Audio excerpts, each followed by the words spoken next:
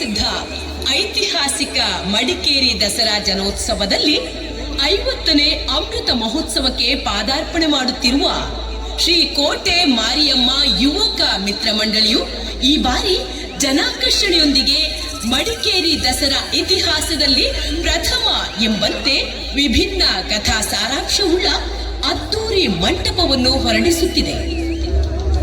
ವರ್ಷದಿಂದ ವರ್ಷಕ್ಕೆ ವಿಭಿನ್ನ ಕಥಾ ಸಾರಾಂಶವನ್ನು ಅಳವಡಿಸಿಕೊಂಡು ಟೀಮ್ ಕೆಎಂಟಿ ವತಿಯಿಂದ ಒನ್ ಟೀಮ್ ಒನ್ ಡ್ರೀಮ್ ಎಂಬ ಧ್ಯೇಯದೊಂದಿಗೆ ಮಂಟಪವನ್ನು ನಿರ್ಮಿಸಿ ಮೆಚ್ಚುಗೆ ಗಳಿಸಿರುವ ಹೆಗ್ಗಳಿಕೆಯೊಂದಿಗೆ ಈ ಬಾರಿ ವಿಷ್ಣು ಪುರಾಣದಿಂದ ಆಯ್ದ ಭಾಗವಾದ ಶರಭಾವತಾರ ಹಾಗೂ ಪ್ರತ್ಯುಂಗರಾ ದೇವಿಯಿಂದ ನರಸಿಂಹನ ಉಗ್ರ ಶಮನ ಎಂಬ ಕಥಾ ಸಾರಾಂಶವು ಇದೀಗ ನಿಮ್ಮ ಮುಂದೆ. ಎಷ್ಟೋ ಪುರಾಣಗಳು, ವೇದಶಾಸ್ತ್ರ, ಉಪನಿಷತ್ತುಗಳು, ಇತಿಹಾಸ ಅಮರತ್ವ ಹೊಂದಿದ ರಾಕ್ಷಸರನ್ನು ಅಂತ್ಯ ಮಾಡಲು ಶ್ರೀ ವಿಷ್ಣುವು ತನಗೆ ಬಂದಂತಹ ಕ್ರೋಧ ಅತೀ ಭಯಂಕರವಾದದ್ದು. ತನ್ನ ಹರಿಯು ಎಲ್ಲೆಲ್ಲೂ ಇದ್ದಾನೆಂದು ಪ್ರಹ್ಲಾದನು ತನ್ನ ತಂದೆಗೆ ಅಂದೇ ಹೇಳಿದ್ದಾಗ, ಹಾಗಾದರೆ ನಿನ್ನ ಹರಿಯನ್ನು ಈ ಕಂಬದೊಳಗೆ ತೋರಿಸು ಎಂದು ಹಿರಣ್ಯಕಶಿಪು ಕಂಬವನ್ನು ಒಡೆದಾಗ ಅದರಿಂದ ಕಣ್ಣಿಂದ ನೋಡಲು ಅಸಾಧ್ಯವಾದ ತೇಜಸ್ಸೊಂದು ಹೊರಬಂದಿತು. ಆ ತೇಜಸ್ಸಿನಿಂದ ಲಕ್ಷ್ಮೀ ನರಸಿಂಹಸ್ವಾಮಿ ಹಿರಣ್ಯಕಶಿಪುವಿಗೆ ಬ್ರಹ್ಮನು ನೀಡಿದ ವರದಂತೆ ಅಲ್ಲಿ ಸಂಹಾರ ಮಾಡಿದ ನಂತರ ತನ್ನ ಹಸ್ತ ಜ್ವಾಲೆಯಿಂದ 3 ಲೋಕಗಳನ್ನು ಭಯಪಡಿಸಿದ ಲಕ್ಷ್ಮೀ ನರಸಿಂಹಸ್ವಾಮಿಯನ್ನು ನೋಡಿ ದೇವತೆಗಳಿಗೂ ಅವನ ಕ್ರೋಧವನ್ನು ತಡೆಯಲಾಗಲಿಲ್ಲ. ದೇವತೆಗಳು ಶಿವನಿಗೆ ಶರಣಾದರು. ಶಿವನು ವೀರಭದ್ರನಿಗೆ ಆಜ್ಞೆ ಇಟ್ಟನು. ಸ್ವಾಮಿಯ ಕ್ರೋಧವನ್ನು ವೀರಭದ್ರನಿಗೂ ಎದುರಿಸಲಾಗಲಿಲ್ಲ. ಆಗ ಶಿವನು ಶರಭಾವತಾರದಿಂದ ನರಸಿಂಹನಿಗೆ ಎದುರಾದನು. ನರಸಿಂಹಸ್ವಾಮಿ ಕ್ರೋಧದಿಂದ ಗಂಡಬೇರುಂಡ ಪಕ್ಷಿಯಾದನು. ಶರಬೇಶ್ವರನಿಗೂ ಗಂಡಬೇರುಂಡ ಪಕ್ಷಿಗೂ ಕೆಲಕಾಲ ಭೀಕರ ಯುದ್ಧ ನಡೆಯಿತು. ಆ ಮಹಾ ಸಂಗ್ರಾಮಕ್ಕೆ 3 ಲೋಕಗಳು ಮರಣ ಭಯದಿಂದ ತತ್ತರಿಸಿತು. ದೇವತೆಗಳೆಲ್ಲರೂ ಶಕ್ತಿಗೆ ಶರಣಾದರು. ಆಗ ಆದಿಪರಾಶಕ್ತಿ ತನ್ನ ಉಗ್ರ ರೂಪದಿಂದ ಸಹಸ್ರ ಸಿಂಹ ಮುಖದ ಪ್ರತಿಭೆಯಿಂದ ಅಷ್ಟದಶ ಭುಜಬಲದ ಪರಾಕ್ರಮದಿಂದ ಪ್ರತ್ಯುಂಗರ ಮಾತೆಯಾಗಿ ಬಂದು ನರಸಿಂಹ ಸ್ವಾಮಿಯ ಕ್ರೋಧ ಜ್ವಾಲೆಯನ್ನು ಶಮನ ಮಾಡಿ ಸ್ವಾಮಿಯನ್ನು ಶಾಂತಮೂರ್ತಿಯನ್ನಾಗಿ ಮಾಡಿದನು. ಸಿಂಹಮುಖಿ ಆಕಾರದಲ್ಲಿ ಅಥರ್ವಣ ಭದ್ರಕಾಳಿಯಾಗಿ ದುಷ್ಟ ಶಕ್ತಿಯನ್ನು ಅಂತ್ಯಗೊಳಿಸಿ ಅಷ್ಟಭೈರವಿಯಾಗಿ ಪ್ರತ್ಯುಂಗರಾ ದೇವಿ ಜನ್ಮ ತಾಳಿದ ಸುಂದರ ಕಥಾನಕ ನಿಮ್ಮ ಮುಂದೆ.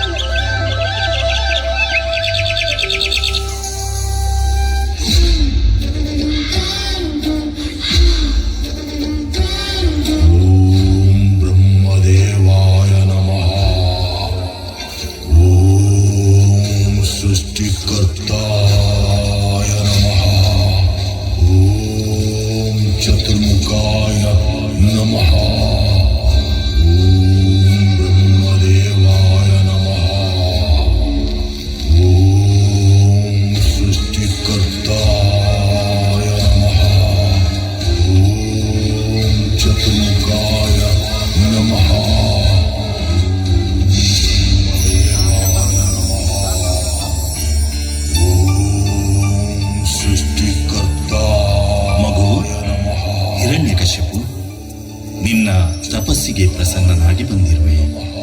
ನಿನ್ನ ಅಭಿಲಾಷೆಯನ್ನು ತಿಳಿಸು. ಪ್ರಸನ್ನನಾದೆ. ನನ್ನ ಜನ್ಮ ಪಾವನವಾಯಿತು. ಬ್ರಹ್ಮದೇವ, ನಿನ್ನ ಈ ಮೊಮ್ಮಗನ ಮೇಲೆ ಕಿಂಚಿತ್ತಾದರೂ ಮಮತೆ ಇದ್ದರೆ ನನಗೆ ಅಮರತ್ವದ ವರವನ್ನು ಕರುಣಿಸಿದೇವಾ. ಹಿರಣ್ಯಕಶ್ಯಪು, ಈ ಸೃಷ್ಟಿಯಲ್ಲಿ ಹುಟ್ಟಿದವನು ಸಾಯಲೇಬೇಕು. ಇನ್ನೇನಾದರೂ ವರವನ್ನು ಕೇಳು, ಕರುಣಿಸುವೆ. ಬ್ರಹ್ಮದೇವ, ಹಾಗಿದ್ದಲ್ಲಿ ನನಗೆ ನೀನು ಸೃಷ್ಟಿಸಿರುವ ಪ್ರಾಣಿ ಪಕ್ಷಿಯಿಂದಾಗಲಿ ಕ್ರಿಮಿಕೀಟದಿಂದಾಗಲಿ ಯಕ್ಷ ರಾಕ್ಷಸ ಗಂಧರ್ವ ಕಿನ್ನರ ಕೆಂಪುರುಷರಿಂದಾಗಲಿ ದೇವ ದಾನವ ಮಾನವನಿಂದಾಗಲಿ ಜಲಚರಗಳಿಂದಾಗಲಿ ಯಾವುದೇ ಅಸ್ತ್ರ ಶಸ್ತ್ರಾಸ್ತ್ರಗಳಿಂದಾಗಲಿ ಹಗಲಾಗಲಿ ಈರುಳಾಗಲಿ ಮನೆಯ ಒಳಗಾಗಲಿ ಹೊರಗಾಗಲಿ ಮರಣವೇ ಬಾರದಂತೆ ವರವನ್ನು ಕರುಣಿಸು ದೇವಾ. ಆಗಲಿ, ನಿನ್ನಿಚ್ಛೆಯಂತೆಯೇ ಆಗಲಿ. ತಥಾಸ್ತು.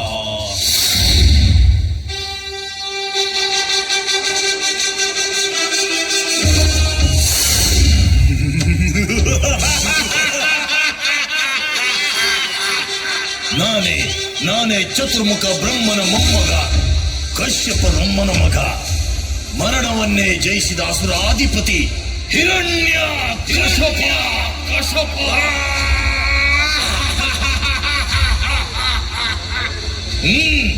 ಎಲ್ಲಿರುವೆ ನನ್ನ ಕುಲಬದ್ಧ ವೈರಿ ಹರಿ? ಮೋಸದಿಂದ ಹಂದಿಯಾಗಿ ಬಂದು ನನ್ನ ಸಹೋದರನಾದ ಹಿರಣ್ಯಾಕ್ಷನನ್ನು ಸಂಹರಿಸಿರುವೆಯಲ್ಲ. ನಿನ್ನನ್ನು ಸಂಹರಿಸಲೆಂದೇ ಬ್ರಹ್ಮದೇವನಿಂದ ಅಮರತ್ವವನ್ನು ಪಡೆದಿರುವೆನು.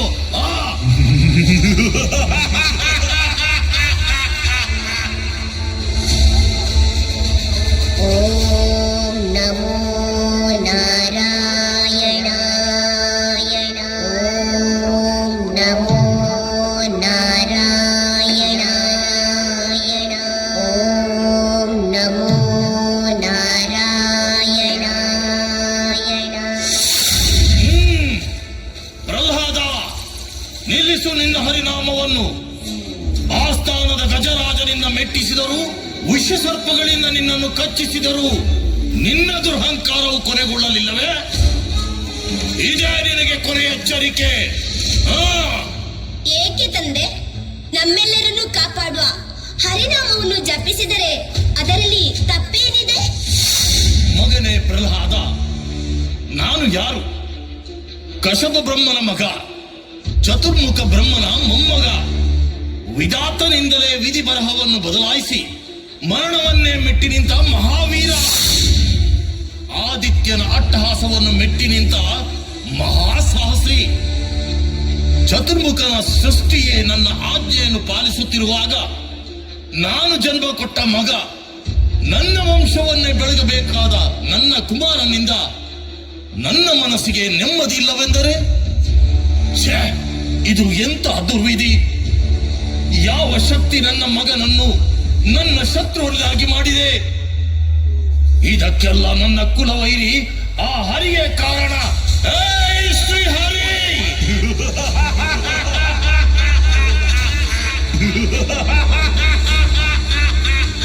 ಹೌದು ತಂದೆ, ಈ ಲೋಕದಲ್ಲಿ ಎಲ್ಲದಕ್ಕೂ ನನ್ನ ಹರಿಯೇ ಕಾರಣ. ಪುತ್ರ ಪ್ರಹ್ಲಾದ, ಯಾಕಪ್ಪ ನಿನಗೆ ಈ ಹಠ? ನಿನ್ನ ತಂದೆ ಹೆಸರು ಕೇಳಿದರೆ ಆ ತ್ರಿಮೂರ್ತಿಗಳೇ ಗಡಗಡನೆ ನಡುಗುವರು. ಹೀಗಿರುವಾಗ ಆ ಕಾಣದ ಹರಿಯ ಮೇಲಿರುವ ಭಕ್ತಿ ಕಣ್ಣೆದುರಿಗಿರುವ ನಿನ್ನ ತಂದೆಯ ಮೇಲೆ ಏಕೆ ಇಲ್ಲ? ಜನ್ಮ ಕೊಟ್ಟ ದೇವರಿಗಿಂತ ಮತ್ತೊಬ್ಬ ದೇವರಿರುವನೇ? ಇಲ್ಲವೇ? ಇಲ್ಲ, ಇಲ್ಲ, ಸಾಧ್ಯವೇ ಇಲ್ಲ. ತಂದೆ, ನೀವು ನನಗೆ ಜನ್ಮ ಕೊಟ್ಟಿರುವವರು. ಹಾಗಾದರೆ ನಿನ್ನ ತಂದೆ ಯಾರು? ನನ್ನ ತಂದೆ ಕಶ್ಯಪ ಬ್ರಹ್ಮ. ಅವರ ತಂದೆ? ಅವರ ತಂದೆ ಚತುರ್ಮುಖ ಬ್ರಹ್ಮ. ಅವರ ತಂದೆ? ಅವರ ತಂದೆ? ಅವರ ತಂದೆ ಯಾರು? ಅವರೇ ಶ್ರೀಮನ್ನಾರಾಯಣ. ನಿಲ್ಲಿಸು ನಿನ್ನ ದುರ್ಮಾತನ್ನು. ಆ ಶ್ರೀಮನ್ನಾರಾಯಣ ಎಲ್ಲಿರುವರು ನಿನ್ನ ಹರಿ? ಎಲ್ಲೆಲ್ಲೂ ಇರುವನು, ಸಕಲ ಚರಾಚರಗಳಲ್ಲೂ ಇದ್ದಾನೆ. ಸಕಲ ಜಲಾಚರಗಳೆಂದರೆ ಆಕಾಶದಲ್ಲಿರುವನು, ಇರುವನು. ಈ ಭೂಮಿಯಲ್ಲಿ ಇರುವನು ತಂದೆ. ನನ್ನಲ್ಲಿ? ಹಾ, ಇದ್ದಾನೆ. ನಿನ್ನಲ್ಲಿ? ಇದ್ದಾನೆ ತಂದೆ. ನಿನ್ನಲ್ಲಿ ಇದ್ದರೂ ಇರಬಹುದು. ಈ ನೀರಿನಲ್ಲಿ ಇರುವನೇ? ಇರುವನು ತಂದೆ. ಗಾಳಿಯಲ್ಲಿ? ಇದ್ದಾನೆ. ಈ ನನ್ನ ಆಸ್ಥಾನದಲ್ಲಿ ಇರುವನು? ಆಸ್ಥಾನದಲ್ಲೂ ಇದ್ದಾನೆ. ಹಾಗಾದರೆ ನನ್ನ ಜನ್ಮ ಶತ್ರುವನ್ನು ತೋರಿಸುವೆಯಾ? ತೋರಿಸುವೆ. ಭಲೆ ಪ್ರಹ್ಲಾದ, ಭಲೆ. ಈ ಕಂಬದಲ್ಲಿರುವನೇ? ಇರುವನು ತಂದೆ. ಆ ಕಂಬದಲ್ಲಿ? ಆ ಕಂಬದಲ್ಲೂ ಇದ್ದಾನೆ. ಈ ಕಂಬದಲ್ಲಿರುವನೇ? ಈ ಕಂಬದಲ್ಲೂ ಇದ್ದಾನೆ. ಹಾಗಿದ್ದಲ್ಲಿ ಆ ಕಂಬದಲ್ಲಿರುವನೇ? ಇರುವನು ತಂದೆ. ನೋಡಿಯ ಬಿಡೋಣ.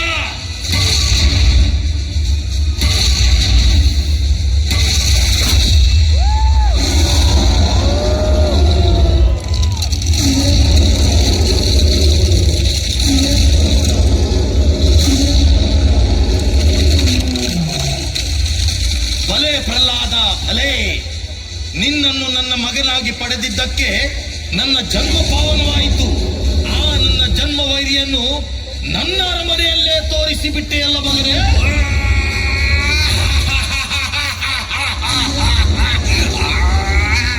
ಬಲೆ, ಈಗಲೇ ನಿನ್ನ ಹರಿಯನ್ನು ಸಂಹರಿಸುವೆನು.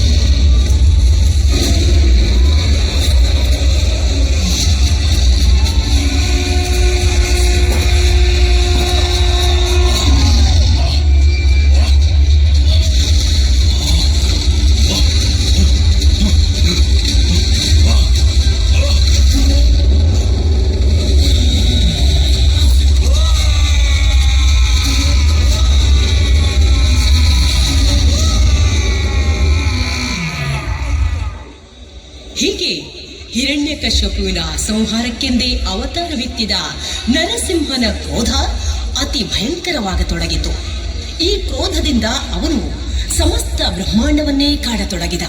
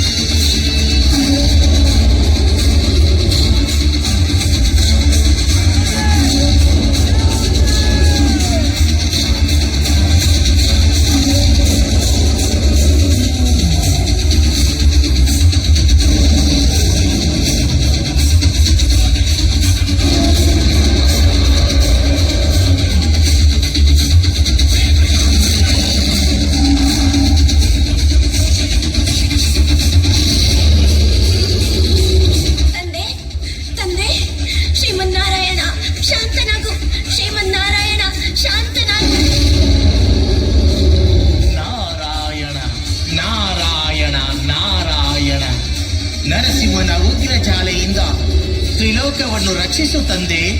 ಬ್ರಹ್ಮದೇವ ಕಾಪಾಡು ತಂದೆ.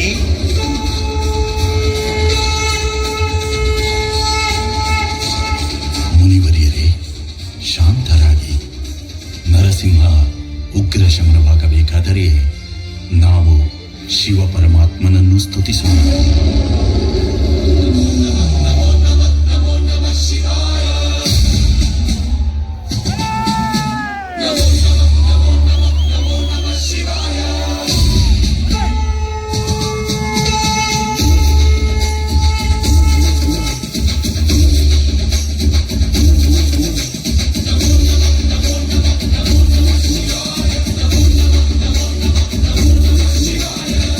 ಬ್ರಹ್ಮದೇವ, ಮುನಿವರಿಯರೇ, ಭಯಪಡಬೇಡಿ. ನರಸಿಂಹನ ಉಗ್ರ ಶಮನ ಮಾಡಲು ನನ್ನ ಗಣದಲ್ಲಿ ಒಬ್ಬನಾದ ವೀರಭದ್ರನನ್ನು ಕಳುಹಿಸುವೆನು. ಮಂಗಳವಾಗಲಿ.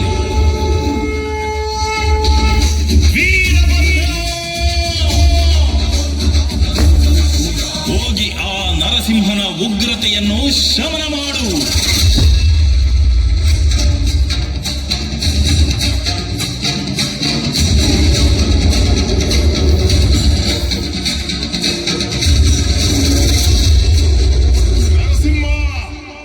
ನಿಲ್ಲಿಸು ನಿನ್ನ ಆರ್ಭಟವನ್ನ. ನನ್ನ ವಿರಾಟ ರೂಪದ ಮುಂದೆ ನಿನ್ನ ಉಗ್ರತೆ ನಿಲ್ಲದು. ಶಾಂತನಾಗು.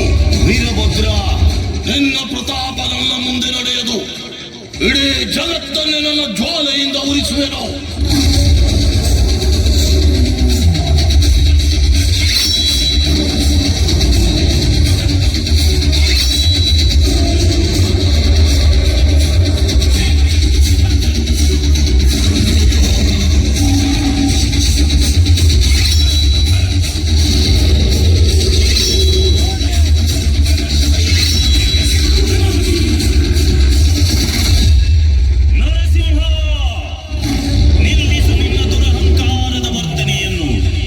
ನಿನ್ನ ಕ್ರೋಧ ಜ್ವಾಲೆಯಿಂದ ಸಮಸ್ತ ಭೂಮಂಡಲವು ಭಯಭೀತರಾಗಿದ್ದಾರೆ. ಆದರೆ ನಿನ್ನ ಜ್ವಾಲೆಯು ನನ್ನನ್ನು ಏನೂ ಮಾಡಲಾರದು. ಇಡೀ ತ್ರಿಲೋಕದ ಒಡೆಯ ನಾನೇ. ನನ್ನ ಶಕ್ತಿಯ ಮುಂದೆ ನಿನ್ನ ಕ್ರೋಧವು ನಡೆಯದು.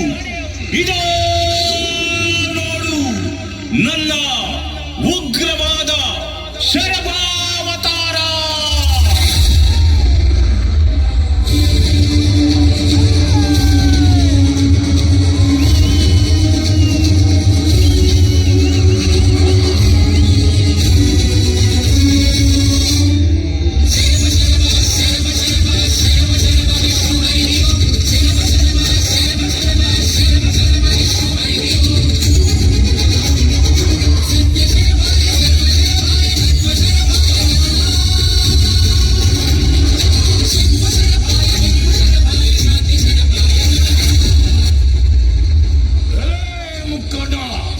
ನಿಲ್ಲಿಸು ನಿನ್ನ ವ್ಯರ್ಥವಾದ ಮಾತುಗಳನ್ನು.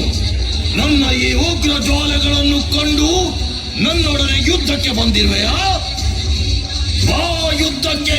ನಿನ್ನನ್ನು ನಾನು ಭಕ್ಷಿಸುವೆನು. ಇದೋ ನೋಡು, ನನ್ನ ಗಂಡ ಬೇರುಡ್ಡ ಅವತಾರ.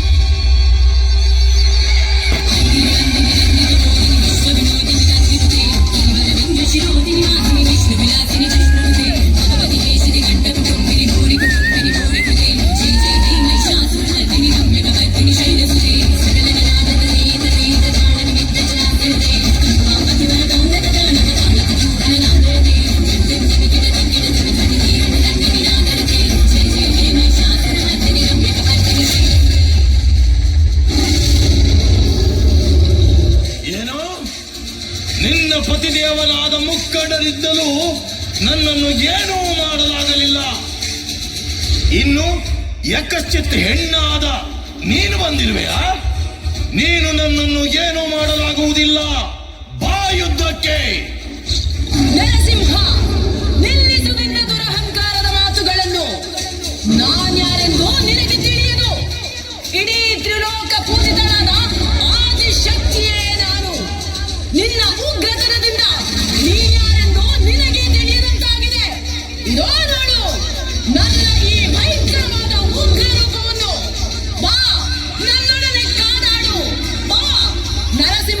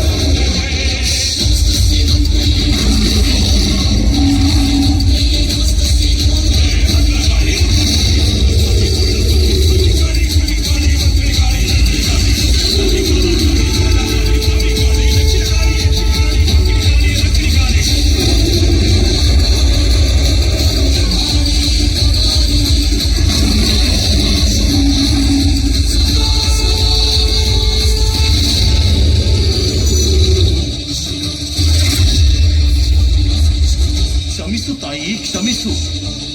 ನನ್ನ ಉಗ್ರತನವನ್ನು ಕೊನೆಗಾಣಿಸುವೆನು. ನನ್ನ ತಪ್ಪಿನ ಅರಿವಾಯಿತು. ಕ್ಷಮಿಸು ದೇವಿ, ಕ್ಷಮಿಸು. ಬನ್ನಿ ಭಕ್ತಾದಿಗಳೇ, ತ್ರಿಲೋಕಕ್ಕೆ ತಾಯಿಯಾದಂತಹ ಆದಿಶಕ್ತಿಯ ದರ್ಶನ ಪಡೆದು ನಮ್ಮ ಜನ್ಮ ಪಾವನಗೊಳಿಸೋಣ.